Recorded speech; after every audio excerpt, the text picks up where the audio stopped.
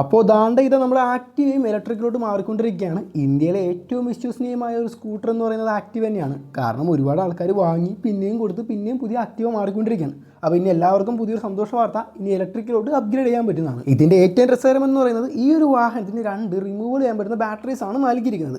അതായത് ചാർജിങ്ങിന് വേണ്ടി സമയമൊന്നും കളയണ്ട, നേരെ സ്വാപ്പ് ചെയ്യുക, ബാറ്ററി സ്റ്റേഷനിൽ കൊണ്ടുപോയിട്ട് ബാറ്ററി എടുക്കുക, വണ്ടിയിൽ വെക്കുക, ഓടിക്കുക, പോവുക, ഇത്രയേ ഉള്ളൂ. ഇതിൻ്റെ ഫീച്ചേഴ്സിലോട്ട് വരികയാണെങ്കിൽ അവിടെ TFT ഡിസ്പ്ലേ വിത്ത് ബ്ലൂടൂത്ത് കണക്ടിവിറ്റിയോട് കൂടിയാണ് വന്നിരിക്കുന്നത്.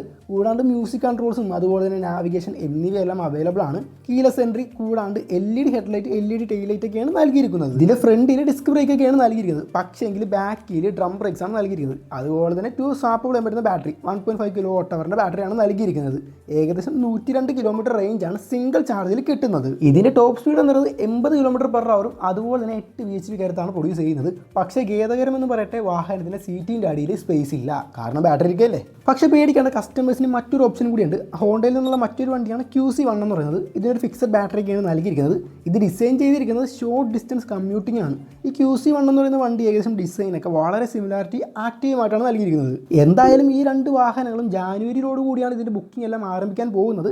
അതുപോലെ തന്നെ കമ്പനി പദ്ധതി ഇട്ടിരിക്കുന്നത് 1 വർഷം കൊണ്ട് ഏകദേശം 1 ലക്ഷം വാഹനങ്ങൾ പുറത്തിറക്കുക. കൂടാതെ 2026 കൂടി 500-ലേറെ സ്ഥലത്താണ് സ്വാപ്പിംഗ് സ്റ്റേഷൻ നിർമ്മിക്കുക എന്നുള്ള കമ്പനിയുടെ പദ്ധതി. ഇപ്പോൾ നിലവിൽ സ്വാപ്പിംഗ് ബാറ്ററി ടെക്നോളജി ആദ്യം കൊണ്ടുവന്നിരിക്കുന്നത് ബാംഗ്ലൂരു, അതുപോലെ തന്നെ ഡൽഹി, മുംബൈ എന്നിവിടങ്ങളിലാണ്. ഈ ഒരു വണ്ടി കണ്ടിട്ട് നിങ്ങൾക്ക് എന്താണ് തോന്നുന്നത്? നമ്മുടെ ഗ്യാസ് കുറ്റിയെല്ലാം ഇതിൽ കയറ്റി കൊണ്ടുപോകാൻ പറ്റുമോ? നിങ്ങളൊന്ന് കമൻറ്റ് ചെയ്യും.